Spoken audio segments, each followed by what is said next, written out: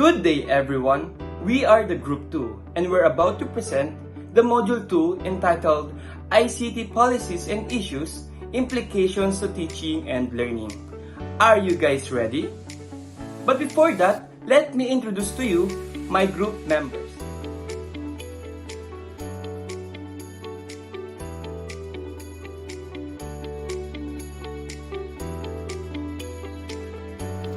Good day everyone! My name is Daphne Jose and I'm going to discuss about what is globalization in ICT, and what are the new ICT technologies. So, let's start. Let's first define what is globalization. Globalization, as we all know, it is about the process of increased interconnectedness or interdependence among countries, people, culture, and businesses around the globe. So in simple words, globalization means that the world is becoming more connected, okay? Like people, the businesses, the cultures that we have are connected. People are sharing things like products, ideas, and culture with each other in a global scale. So, globalization happens because of a lot of reasons. But let's focus on the one aspect, which is the technological globalization. Before we proceed into the globalization in ICT, let's define first the ICT. So ICT is like information and communication technology. Pertains to how we get information through communication. So it's easy as that. So let's move on to the globalization in ICT. Globalization is a reality, and ICT has become a fundamental part of it. So which is true, no? Kasi globalization is about the interconnectedness, and technology helps us to be more connected through social media, through cell phones that we are using when we are messaging, when we are calling, di ba? Malaki talaga yung naging parte ng technology sa pagkakaroon ng interconnectedness natin, lalo na sa panahon ngayon. We have here the statement, the future has arrived. Now, we have to ensure that we have a place in it. So, this statement means that what we used to think of as the distant future is actually happening now.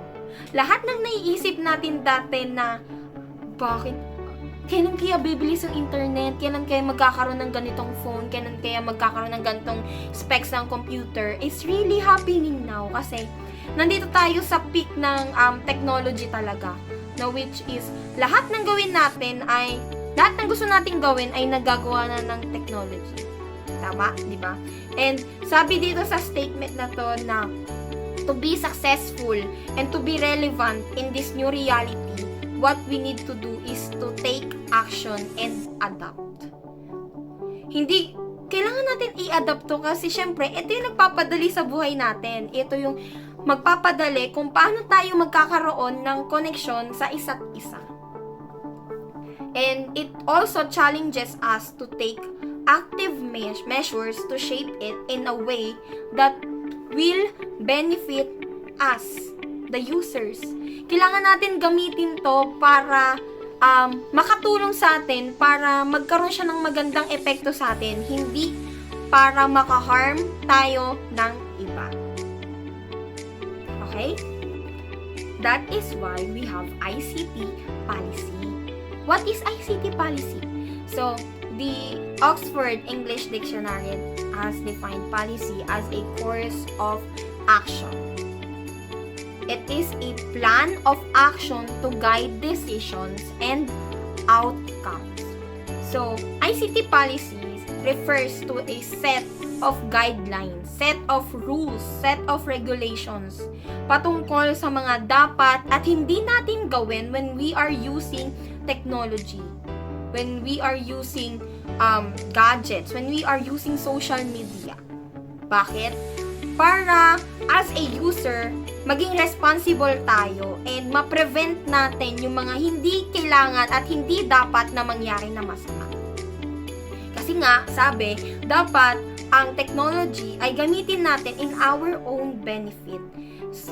Sa mga pagkakataon na magkakaroon tayo ng mas madaling connection sa isa't isa. Hindi para makaharm o makapanakit ng ibang tao. Ayun lang yung sinasabi ng ICT policies. Mga dapat at hindi dapat nating gawin. So let's move on to the new ICT technologies. We have 3, the information technology, the telecommunications technologies, and the networking technologies.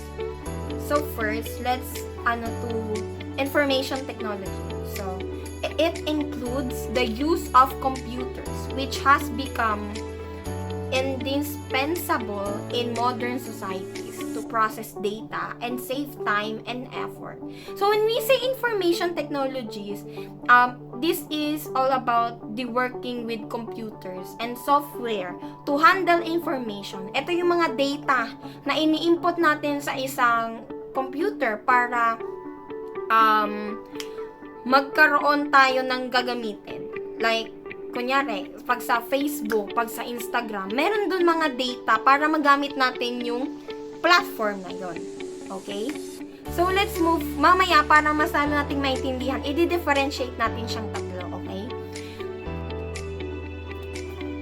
Let's move on to the telecommunications technologies. So, it includes telephones and the broadcasting of radio and television, often through satellites. So, when we say telecommunication technologies naman, it is about communication over long distances. Ito yung mga ginagamit natin para magkaroon tayo ng connection sa mga taong malalayo sa atin. Kunyari, yung pagtatawag tayo sa mga natin sa ibang bansa or sa ibang lugar, sa probinsya, ayun yung telecommunication technologies. But when we say networking technologies, the best known of networking technologies is internet but has extended to mobile phone technology, voice over internet protocol, satellite communications, and other forms of communications are still in their infancy. So dito naman sa networking technologies, ito naman yung connection natin sa bawat tao. Ayun lang, kung paano tayo magkakaroon ng connection sa mga tao kahit malapit man or malayo. Pag yung isa kasi, yung telecommunication technologies, sa malalayong lugar para makasagap sila ng information mula sa atin or mula sa kanila, malalayo. Pero pag when we say networking technologies, kahit malapit or malayo, basta magkakaroon tayo ng connection sa isa't isa.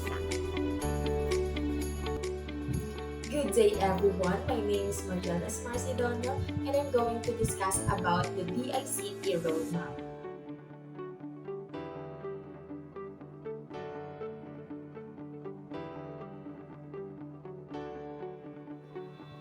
The DICT, or also known as Department of Information and Communication Technology, has formulated a roadmap to guide all agencies in the utilization, regulation, and enhancements of ICT. Each project has corresponding policy statements and guidelines.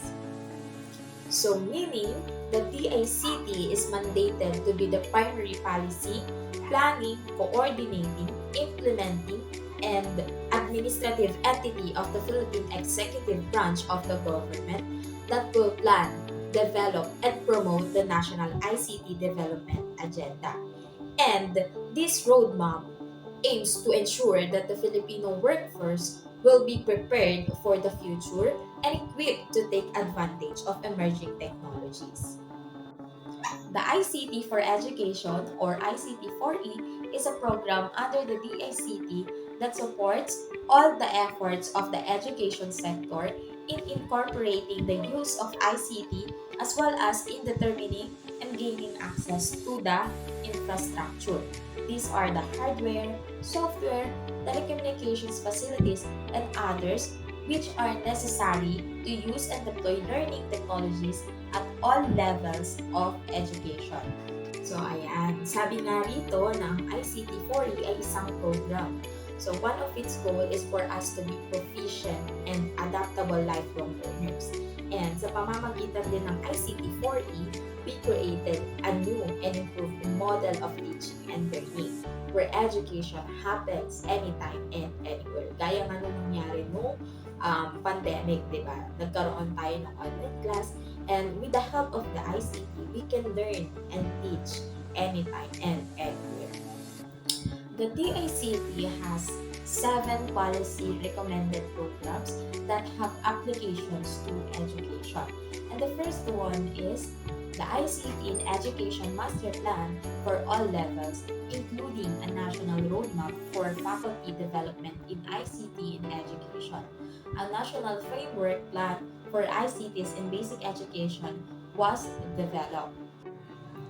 So, maraming trainings ang ino-offer ang DepEd and some of which are for ICT coordinators of every schools and they will be offered faculty development in ICT in education trainings. And ang purpose nga nito ay para ma-integrate yung technology sa ating teaching learning process. Next, content and application development through the Open Content in Education Initiative, or also known as OCEI, which converts DepEd materials into interactive multimedia content, develop applications used in schools, and conduct students and teachers competitions to promote the development of education-related web content. So, it is nice for me that we have Open Content in Education Initiative or yung tinatawag natin na OCEI, wherein every DepEd materials will be converted into multimedia.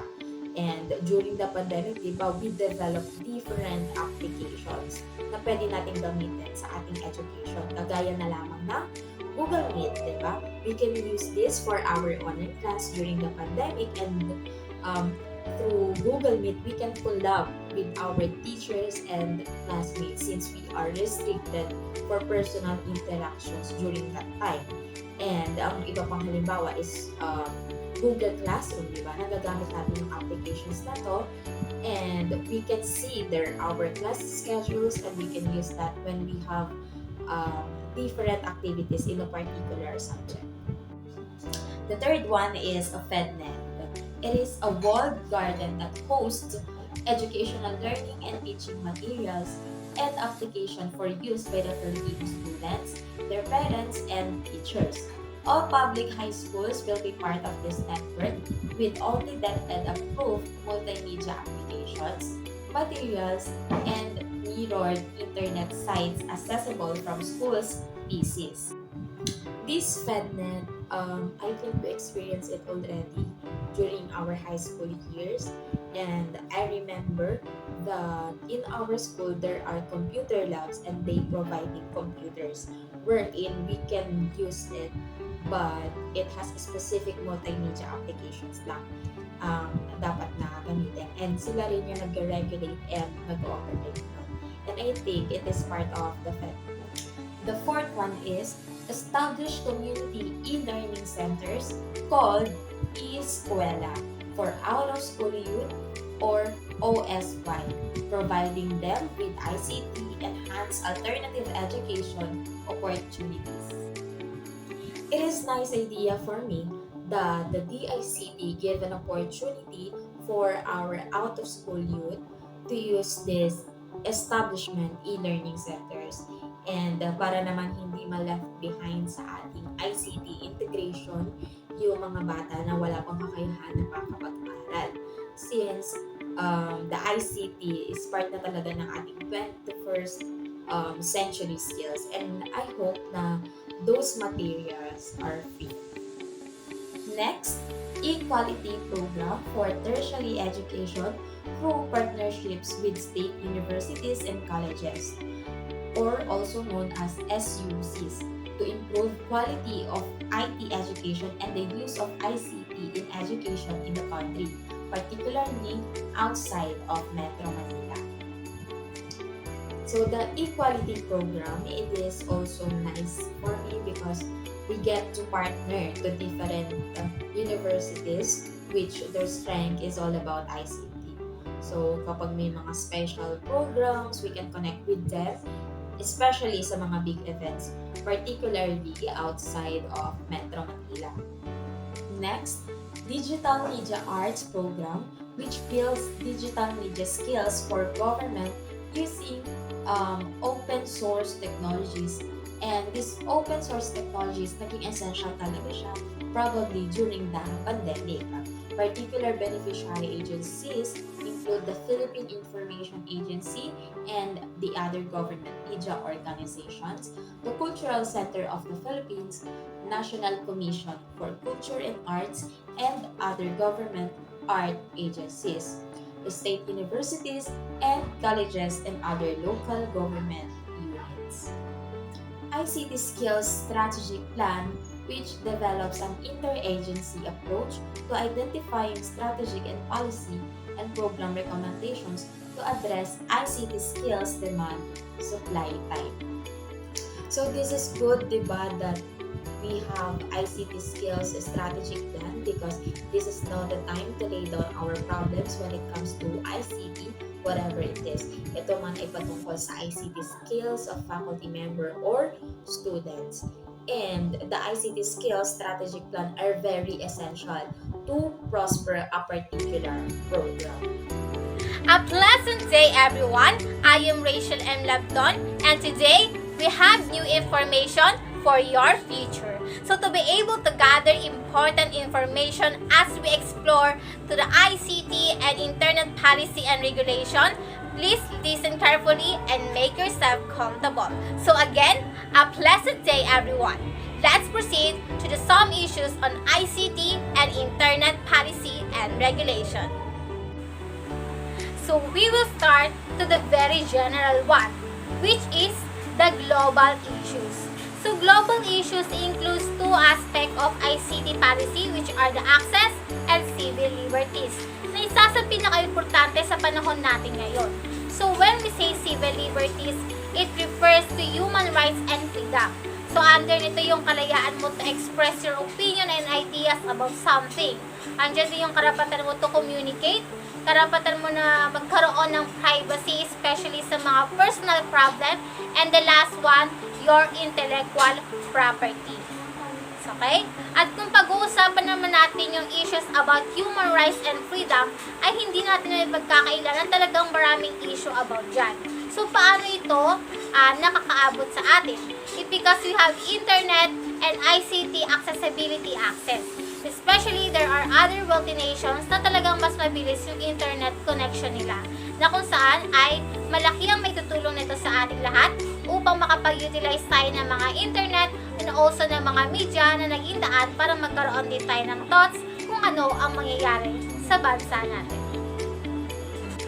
So let's go to the first issue, which is the freedom of expression and censorship. Sa panahon natin ngayon, yung modern communication na sinasabi natin ay hindi na gumagamit ng written communication. Kung noon, para makapaghatid tayo ng balita sa malalayong lugar, ay kinakailangan natin magsulat or magpadala ng mga letter. But because of existing of technology, ngayon ay nasa phase tayo ng electronic communications or online networking. Ibig sabihin, lahat tayo, ang bawat isa sa atin ay may kakayahan na to communicate with each other. And we have freedom to express through email and internet. Like, we have different apps na ginagamit natin, di ba? Such as Messenger, Facebook, Instagram, Twitter, etc. And that is the advantage of using internet today. But kung pagtutunan nyo ng pansin at kung iintindihin nyo ng maigi kung ano nga ba ang tunay na kahulugan ng freedom of expression and censorship, we will realize that we don't know the limitations of our freedom of expression. Na parang hindi na natin alam kung yung mga ginagawa ba natin is proper pa ba o is still part of what we call freedom of expression. Because if you're going to look at social media for, makikita natin na hindi lahat ng karapatan natin to express our thoughts, ideas, and opinion is akma sa iisang sitwasyon na na-encounter natin. Then sabi nga nila, all of the things in this world has a limitations. And yung guys na sinasabi mo regarding sa freedom of expression is meron ding limitation. Like for example, sa TikTok app, which is kilala natin ng app na to express ourselves. Dito pwede natin ilabas yung talent natin sa pagsayaw, sa pagkanta, sharing information, etc.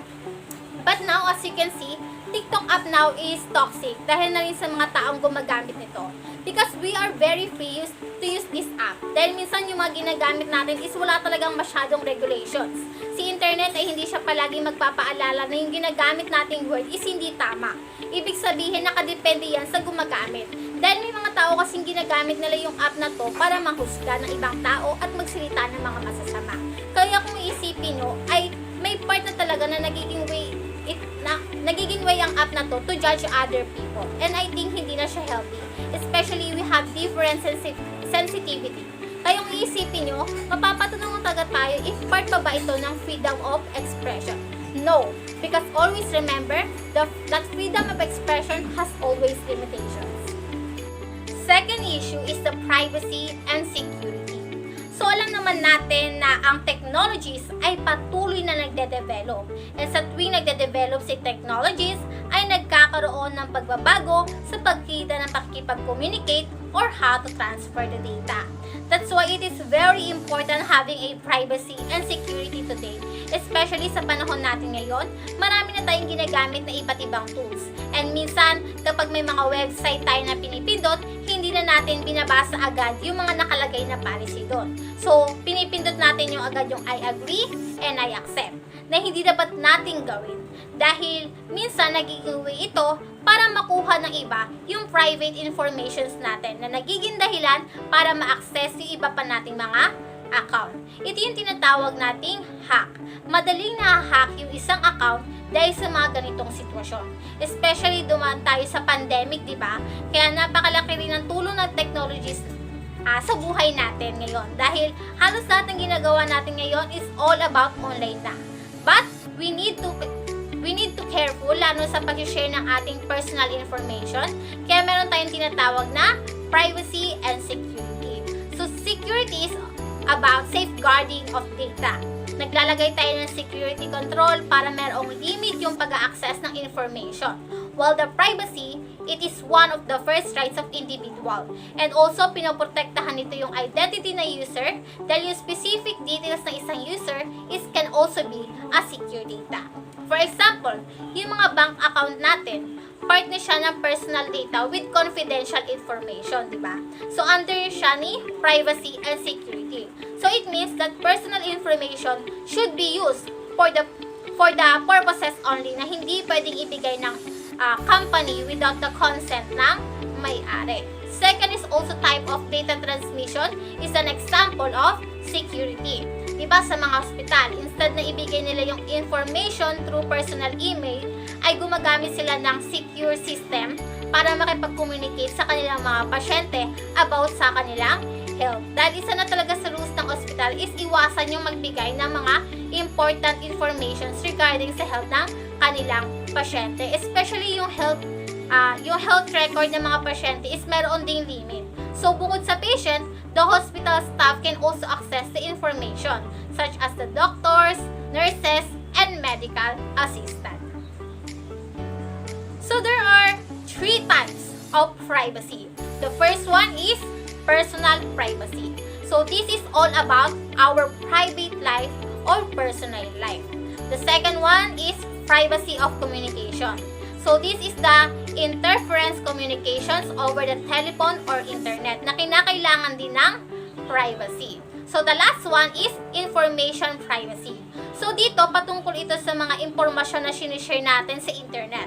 And for example, may pinipindot tayong link na kailangan buksan. And bago buksan yun, naghahanap ito ng informations. Pero, syempre, gagawin mo lang yun kung kinakailangan at safe na. Issue number 3, the surveillance and data retention. Akala natin yung mga ginagawa natin using internet is wala nang nakakaalam. But when we use electronic communication, it enhances the development of indirect surveillance. So dito sa indirect surveillance, masasabi natin na walang contact between the agent and the subject of surveillance. Pero yung mga ginagawa nating activities kapag may pinipindot tayong websites or link is meron na siyang evidence. And there's a possible na matrace nila yung mga ginagawa mo. So, ngayon, si indirect surveillance is merong bago at powerful na form na ginagamit natin. Ito ay ang data surveillance. So, para saan ba si data surveillance? Ginagamit natin ito to monitor personal informations o yung ginagawang activities ng isang individual. So, yung pangalawa naman is si data retention.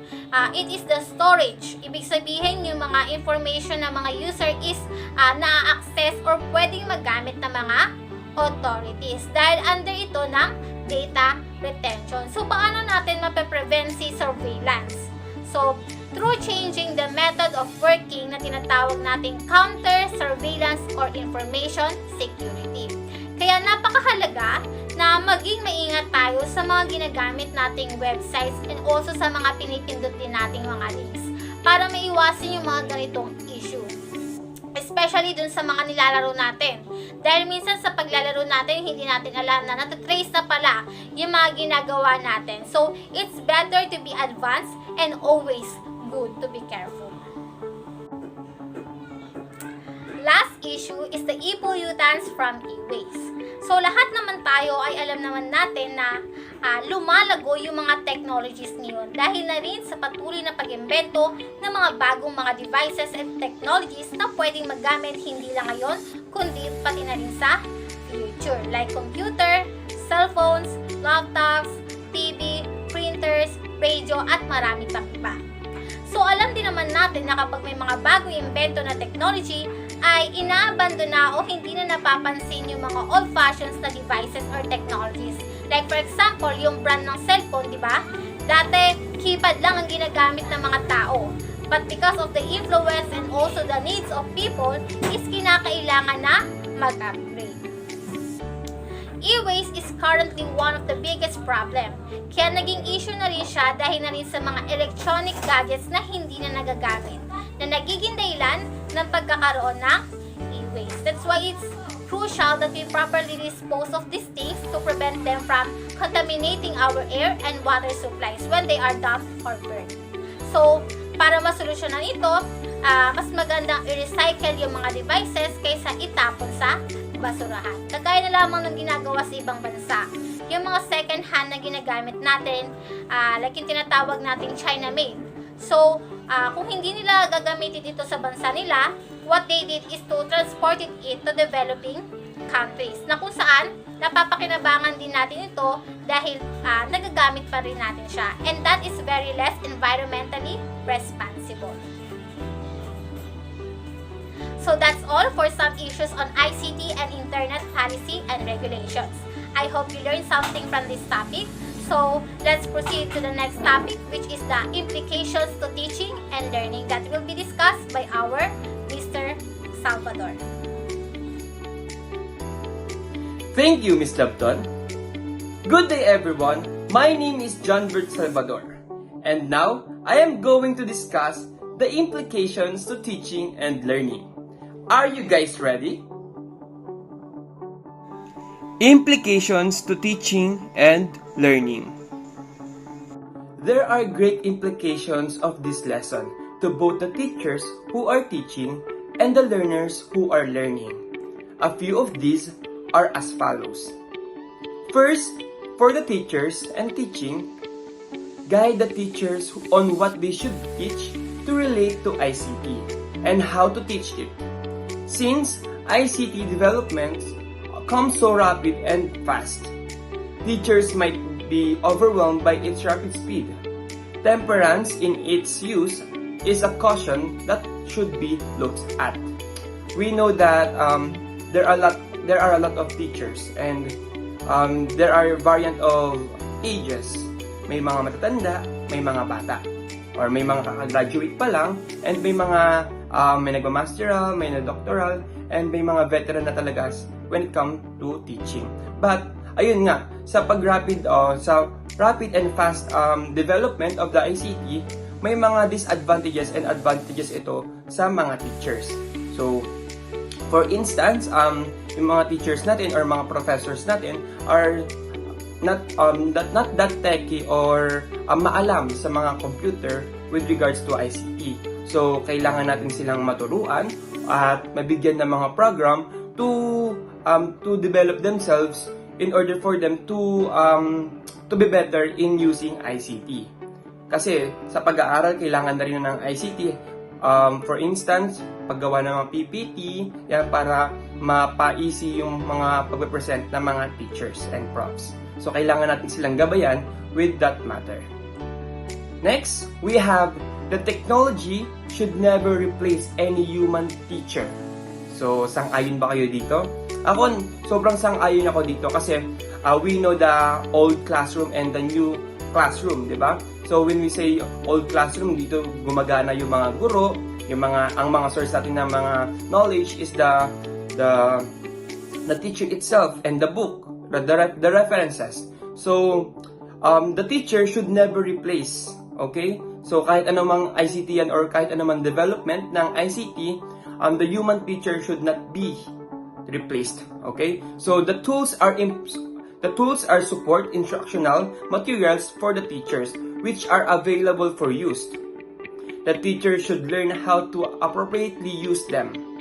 The human touch of the teacher is still a vital component in teaching.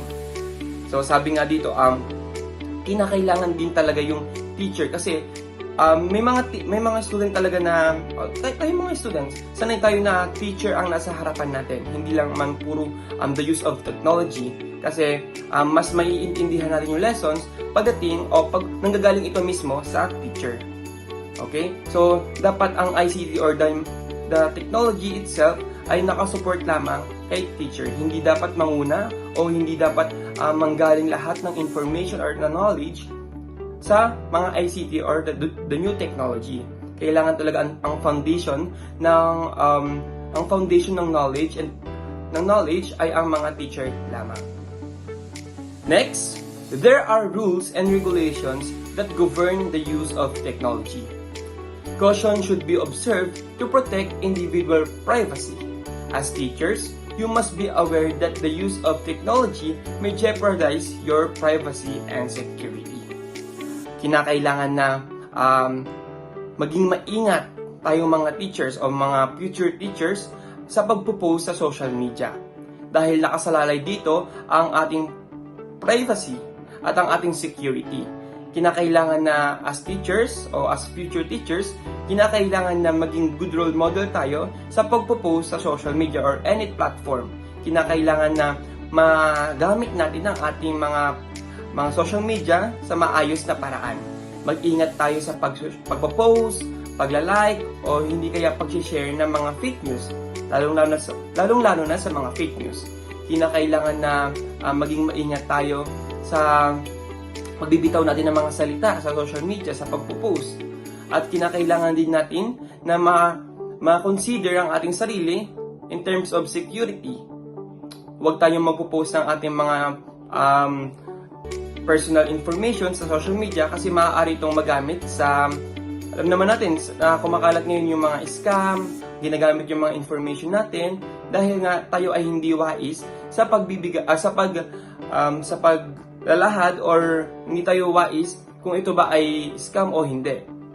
Kinakailangan na as teachers maprotektahan natin yung privacy and security natin dahil ang social media ay kalat sa buong mundo. Isang post mo lang, isang click mo lang ay maaari na itong makaapekto sa iyo.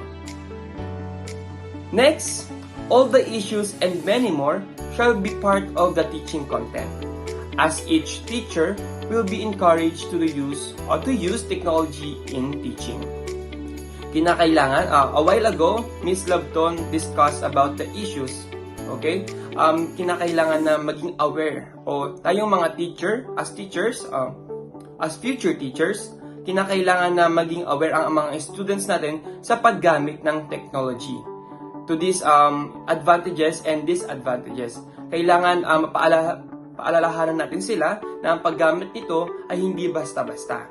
Oo, nakaka-entertain ang internet or ang social media, pero kailangan din natin sila i-govern for them to be safe. Lalo na kanina nga sinabi ko sa security and privacy, kailangan natin silang mapaalalahanan tungkol doon. At binanggit din kanina ni Ms. Labton yung freedom of expression.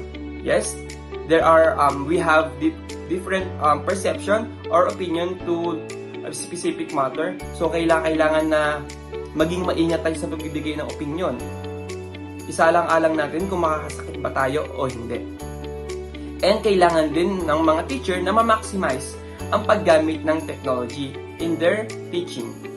Kinakailangan na magamit, kung gusto nung mapadali ng mga teachers ang kanilang pag-present or pagtuturo, ay maaari nandiyan ang technology to help them and support them in using PPTs.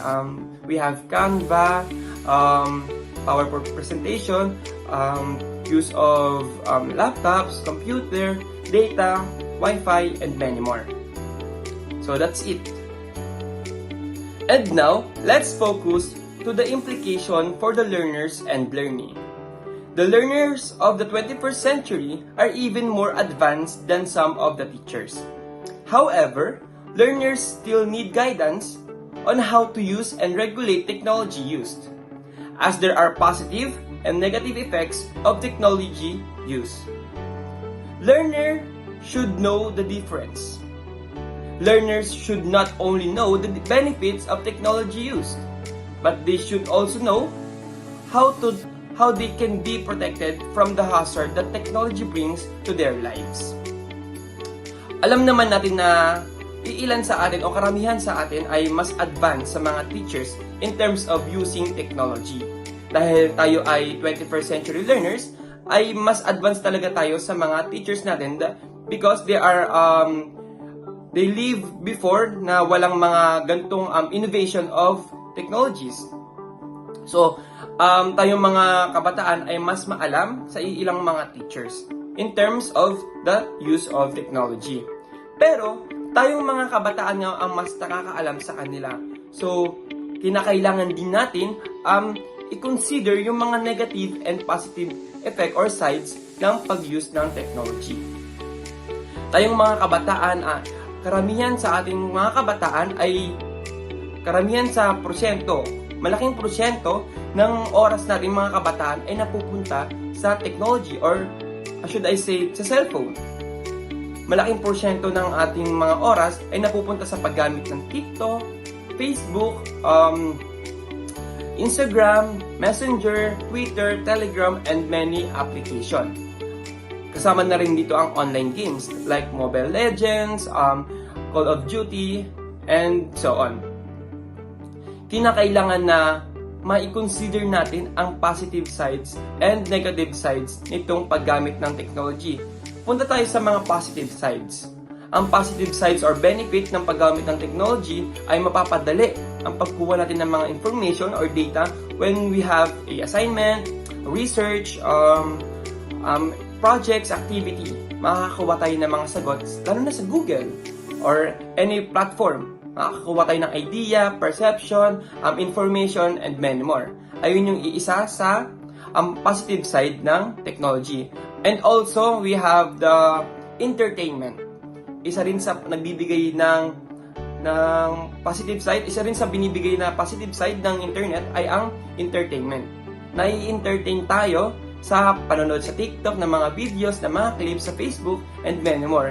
And also, in the use of technology, nalalabas din natin yung creativity natin. And maso-showcase natin yung mga skills and talent na meron tayo sa pagpo-post, sa pagsasayaw, sa pagkanta, sa pagpapatawa, and so on. So, iilan lamang ito sa positive side or effect ng technology. Ngayon, dumako naman tayo sa negative side. Negative side, ito ay yung mga hindi magandang naidudulot sa atin ng technology. Unang-una na rito ang pornografiya o pornography. Sa mga kabataan, sa ating mga kabataan ay likas sa ating makakita ng mga malalaswang mga panoorin o hindi kaya mga karimari-marim na mga litrato, larawan sa Facebook. Hindi natin iyon may iwasan dahil tayo ay nag-i-scroll. Nag-i-scroll natin, hindi natin makokontrol kung ano ba ang makikita natin. Iba't samot-saring mga larawan, mga video ang ating makikita. Kaya naman, tayong bilang responsableng user ng technology ay kinakailangan nating isaalang-alang ang mga negative sides. Una na rin dito ang pagpupuyat. Tayong mga kabataan ay nawiwili sa pag-cellphone. Tayong mga kabataan ay nalilibang. Hindi na natin namamalayan na ang oras ng pagtulog ay dapat kailangan tulog na tayo. Yun ay oras ng pahinga natin. Ngunit, sa kabilang banda, tayong mga kabataan ay pinipili natin mag-cellphone na lamang. To the point na naiiwasan na or nalilimutan na meron pa tayong nalilimutan natin na kailangan natin magpahinga ng mahaba. Ilan lang, meron din mga kabataan na nagpo-post o hindi kaya nag-share ng mga malalaswang mga larawan o litrato o video sa mga social media. Ayun ay mga negative side nitong paggamit ng technology. Ilan pa rito ay ang mga scam. Talamak sa atin ngayon o nowadays ang mga scammers. Yan. Kaya kailangan natin maging maingat sa pagpo-post or paglalagay ng mga personal information natin sapagkat maaaring itong gamitin laban sa atin ng mga scammers. Iilan lamang ito sa mga negative sides ng pag-use ng technology. Kaya kinakailangan natin mga kabataan o tayong lahat na maging maingat at maging responsable sa paggamit ng technology. Kinakailangan mahasa. Itong technology ay isa sa mga goal nito ay mahasa ang ating sarili. Ang HATS, yung higher order skills at thinking skills ng mga kabataan. Kinakailangan din na tayo ay mag-step up. Dahil meron nang nakasupport sa ating mga technology, bakit hindi natin ito gamitin ng tama? In this lesson, we have to be aware of some issues and the implications of technology that may be applicable for using technology. After this topic was discussed or explained, I realized that technology is very important and vital to as part of our lives. It is very vital to understand every policies and issues regarding technology. It is not only for communicating with others, but for many effective use for teaching. This topic is not only for teachers and learners, but to all people who use technology to be aware of some policy to protect their privacy or security. It tells us to be more knowledgeable when using technology.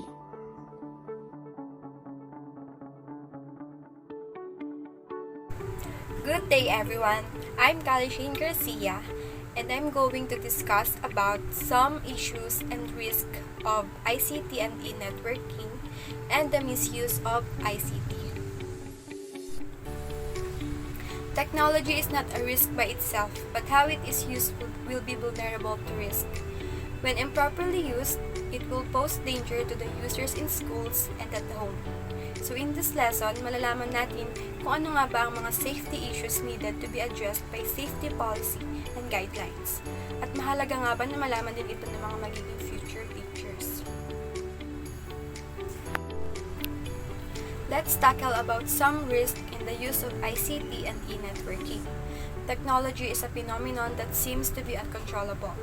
Despite the so many benefits for teaching and learning, there are also negative effects for influence on learners. Hence, as future teachers, you have to be aware of how to safeguard learners in the school communities where they spend most of their waking hours and also in their homes or facilities that provide opportunities to use digital technologies like internet cafes. Safeguard and protection should be primordial role of parents, teachers, and schools. There are so many risks that we have to be aware of in the use of digital technologies. This may include the following. First, exposure to inappropriate content, including online pornography, extremism, exposure to violence associated with racist language. So, kapag sinabi nating inappropriate content, maaaring ito ay mga images, videos, fake news, or written words that can be upsetting or offensive. Young people may encounter this kind of inappropriate content, maaaring accidentally or sadya. It's normal to be curious, pero ang mga kabataan ay maaaring naharap sa mga konseptong hindi sila handa for developmentally. So second is lifestyle websites like self-harms and suicide sites and hate sites. So self-harm is when people deliberately hurt themselves to cope with painful or strong emotions. It's usually a sign of deep distress. Kapag ang tao ay nag-self-harm, ay mataas ang tsansa na mag-attempt ng suicide. May mga main reason kung bakit nga pa nagkakaroon ng sites about self-harm. Ginagawa nila iyon para maintindihan sila ng community and as a way of coping with social and psychological distress. So, the third one is cyberbullying in all forms, receiving sexually explicit images or messages. So, alam naman natin na ang cyberbullying ay ang pambubully online. So, sa pamamagitan ng sending or posting mean, hurtful or intimidating messages, usually anonymously. At tinatawag na rin ngayong sexting, ito ay kapag may ibang tao na nagsisend ng sexual or naked or semi-naked images or videos ng kanilang mga sarili. It's online abuse if a child or a young person is pressured into creating or sending these types of images. So the fourth one is privacy issues including disclosure of personal information. So sa panahon ngayon, marami nang nabibiktima ang mga magnanakaw. Magnanakaw na sila through online.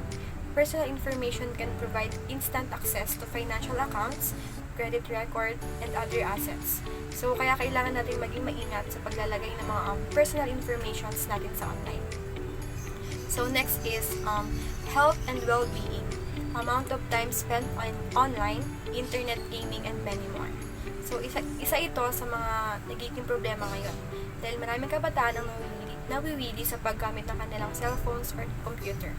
Mas maraming oras ang ginugugol nila sa paggamit ng mga ito. So, ayon sa study, napakita na ang mga taong na-diagnosed sa internet gaming disorder are more likely to be aggressive, depressed, and anxious.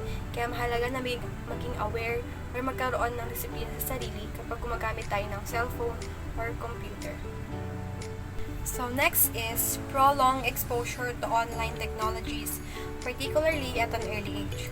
So tulad ng sinabi ko kanina, sa panahon ngayon, marami na ang mga bata ang nawiwili sa paggamit ng technology at the early age. So mahalaga na magkaroon ng limit ang paggamit nila sa technology para hindi na rin makasama sa kanilang mga kalusugan. So next is addiction to gambling and gaming. So, gaming addicts experience many different negative effects, including poor mental health, being moody and irritable, depressed, physically aggressive, and refuse to go to school. So, isa rin ito sa nagiging problema sa mga estudyante, ang pagiging addict sa games online.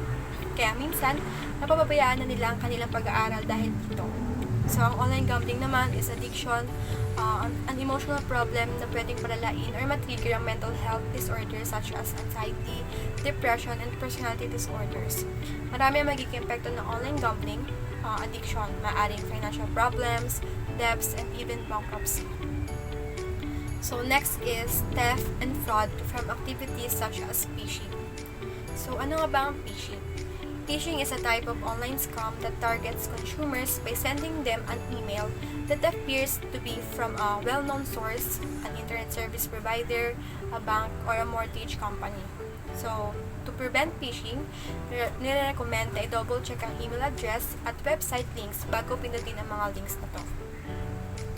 So, next, viruses, trojans, spyware, and other malware.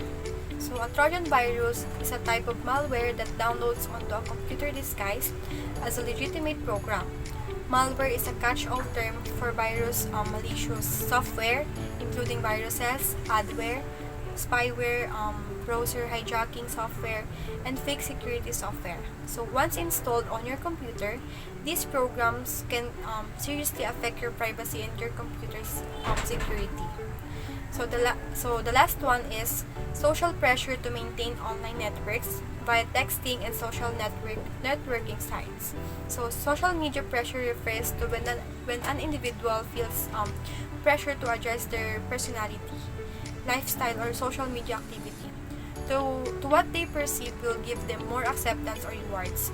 Social media use can also negatively affect teens, distracting their sleep and exposing them to bullying, rumors spreading, unrealistic views of other people's lives, and peer pressure. So let's tackle about minor misuse of ICT. So in school, some minor misuses made by learners include the following. So the first one is copying information into assignment and failing to acknowledge the source, such as plagiarism and copyright infringement. So a student is considered to have plagiarized when he or she has failed to acknowledge his or her sources or has not acknowledged her sources accurately and completely. Plagiarism can occur in many types of assignments, including essays, response papers, research papers, and many more. So the second one is downloading materials not relevant to their studies. So kung meron kang pagdududa kung safe ba yung site na ito-download mo, mas mabuti na wag mo na lang ituloy. A virus is a type of computer program that you may get if you download from untrusted websites. So it can do bad things to your computer, including preventing you from accessing your files. So the third one is misconduct associated with subject logins, such as using someone else's password. So with an attack type called credential stuffing, one reused password can give criminals an open door to your other accounts. When your password is compromised, bad actors can take over your account, posing as the legitimate owner, accessing sensitive personal data, and draining accounts. So the fourth one is leaving a mobile phone turned on during class period. So when students use their cell phones to check social media and text their friends in class, it leads to distractions for those students as well as for their peers. This can cause disruptions in class, particularly if the teacher is constantly telling students to turn their devices off. So lastly is unauthorized taking pictures or images with mobile phone camera, still or moving. Secret photography is the use of an image or video recording device to photograph or film a person who is unaware that they are being intentionally photographed or filmed. It is sometimes called covert photography. Photos are generally protected by copyright. This means the person who took the photo usually owns it. If anyone wants to use that photo, including sharing it online, they need to have the permission of the person who owns it. And that's all in my report. Thank you. Hello everyone, I am Angelo Pacorib and I will tackle about e-safety. But first, ano nga ba ang e-safety? E-safety is a concept of protecting users as they navigate the internet. Also, they aim to prevent the users from accesses or being affected by the potentially harmful contents in internet. Also, e-safety take care not only the internet technologies but also electronic communications via mobile phone, game consoles, and wireless technology. So itong e-safety is ang paggamit nito ay nakatulong or nakapag-prevent sa atin or sa mga kids or sa mga kabataan na makapindot ng mga harmful contents, mga pwede maka-apekto sa kanila sa isip, mga ganun. Ayun, ito ang dulot ng e-safety. So, issues of e-safety. E-safety helps safeguard children and young people in the digital world. Oo nga, syempre mga bata minsan malilikot yan. Kung ano yung makita na nagpo-pop up, pinipindot sa curiosity nila, ayun, kailangan natin silang gabayan or gamitan ng e-safety para maiwasan yon. Next one is e-safety emphasizes learning to understand new technologies in a positive way. So, ang e-safety din ay nabibigay siya ng daan para matuto at maintindihan ng ating mga users ang mga bagong technology, pero sa positive way, hindi siya sa negative way. Next is e-safety educates children about the risks as well as the benefits so we can feel confident online. So nga pinapakita ng e-safety or tumutulong ang e-safety para malaman natin ang bad side at good side ng internet so that malalaman natin kung tama ba to or mali ba yung gagawin natin. Next one is eSafety supports young learners and adults to develop safer online behaviors both in and out of school. So ayun nga, tinutulong din ng eSafety sa ating mga young learners na ma-develop yung natin, safer online behaviors, yung panta-trash na kung hindi yan gawin, na mali yun, mga ganon. Malalaman natin yung mga tama at mali dahil sa eSafety. So next topic ko naman is network management. Ang una dito is safety in the use of the network in schools. So nakapaloob nga dito is, una, make clear that no one should log on as another user. So ibig sabihin yung PC natin dapat isa lang yung user account or profile, na hindi dapat dagdagan or palitan ng mga student natin. And second one is require all users to always log off when they have finished working. So ayun nga, na every may pagkatapos ng pinapagawa mo sa kanila or pagtapos sila ng meeting is ilalog out nila yung account para maiwasan yung mga aberya-aberya. So number 3, maintain equipment to ensure health and safety. So ayun nga, iiwasan natin na maglagay ng mga tubig sa PC, kasi may na matapon yung PC, ibig mong sisira. Pagkain na pwedeng punta ng mga langgam or kung anumang insekto dyan na pwedeng umatake sa ating PC. At dapat yung PC natin is lagi nating mini-maintain or nililinis, ganun, tinitingnan yung mga sira, mga ganon. So, the second one in network management is password policy. Meron nga dito is, only authorized users will have individual passwords. So, mayroon yung authorized people lang ang merong dapat isang password o sarili-sariling password. Users are not permitted to disclose their passwords unless they got permission from the owner or from the management. So, hindi nila pwedeng sabihin yung mga password nila sa ibang tao or ipakita unless pinayagan sila ng owner or from the management person. So the equipment that keeps the personal information shall be locked when unattended to prevent unauthorized access. So dapat talaga siya, nilalak natin siya kasi baka makuha yung files, yung mga halagang files doon, mabuksan, mabasa, makuha ng kung sino man.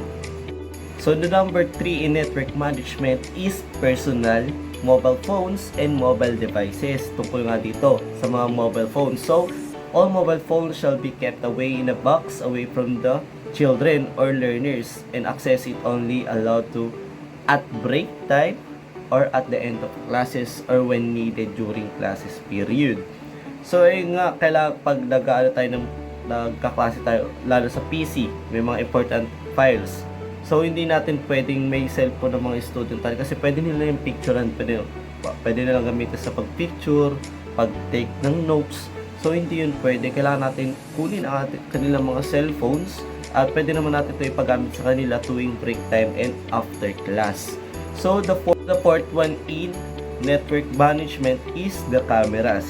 So any picture taken of children shall be on cameras solely for the purposes. So kailangan yung purpose lang ng ng pictures is walang madadamay na iba or safe to dapat.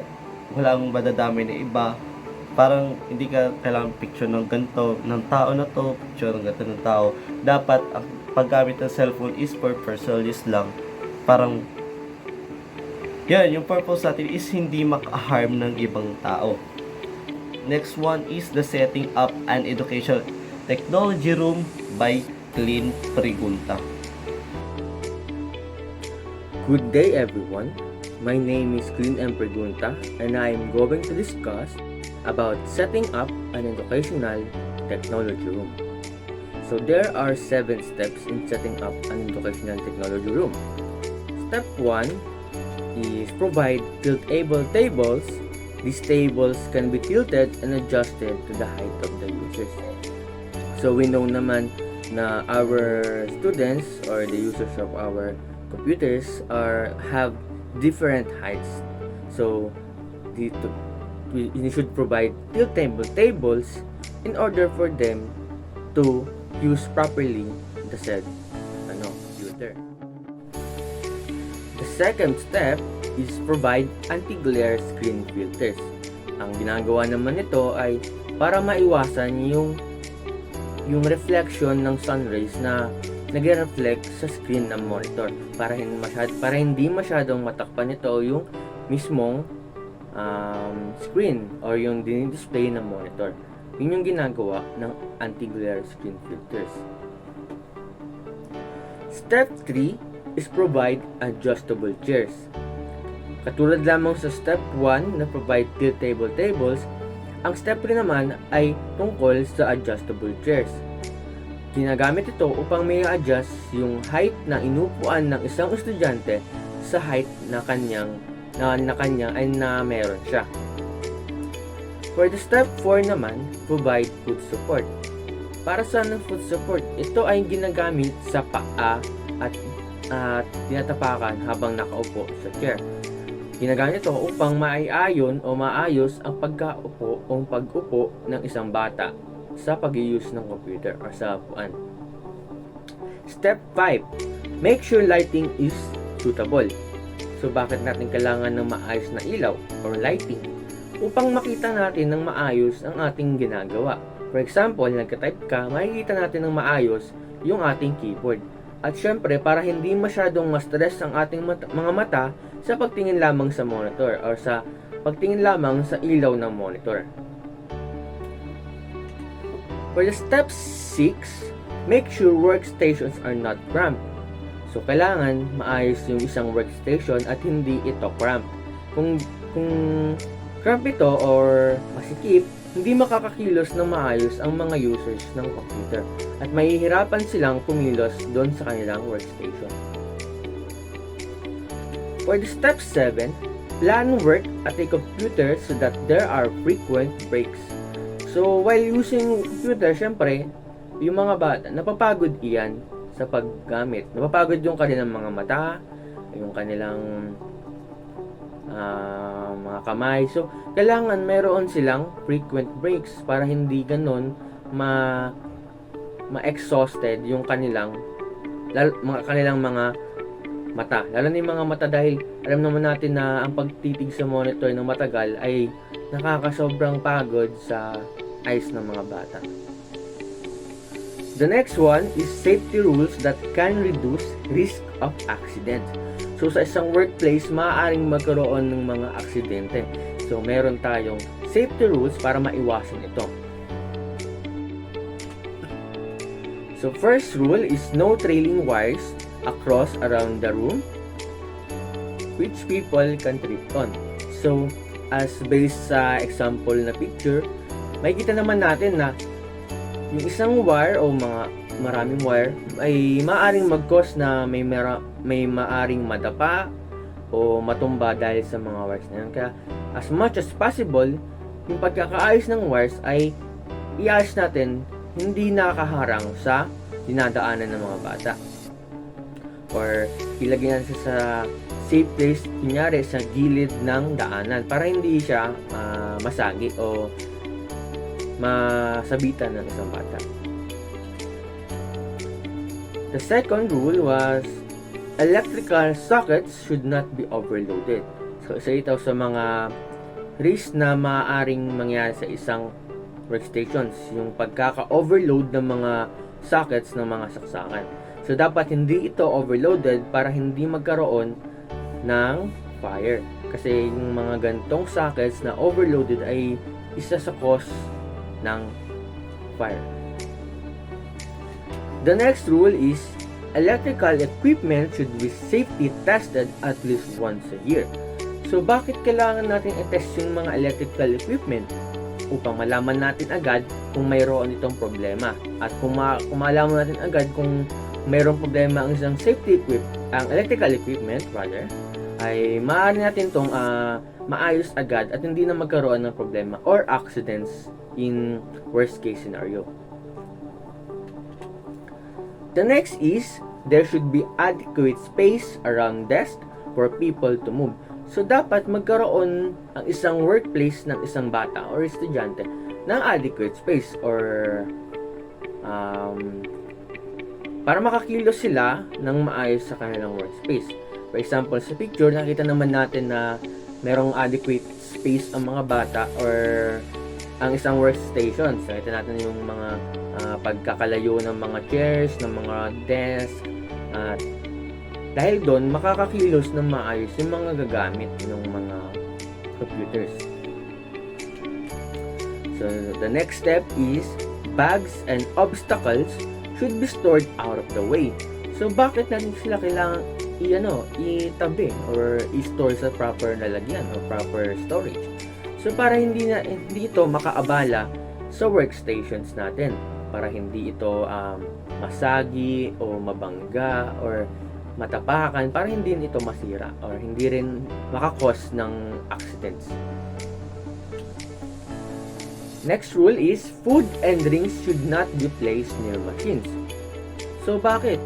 Isa ito sa mga common na bawal kapag gumagamit tayo ng mga computer.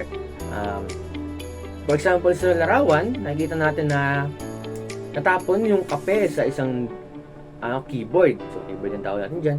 So, kapag nangyari yun, maaaring hindi na gumana yung keyboard or hindi na siya mag-function na maayos sa kailangan niyang gawin. So, ang mangyayari, sira, papalitan ng bago. So, kailangan, food and drink should not be placed near machines. Next rule naman is heating and ventilation should be suitable for the working environment. So, bakit natin kailangan ito? Sa ibang bansa, alam naman natin sa ibang bansa na malamig talaga yung natural na panahon nila. Kaya meron silang heating para hindi malamigan yung mga gagamit sa isang workstation.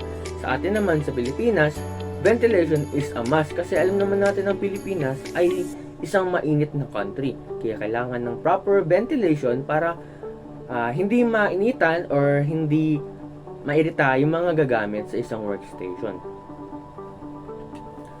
Next rule is fire extinguishers should be available.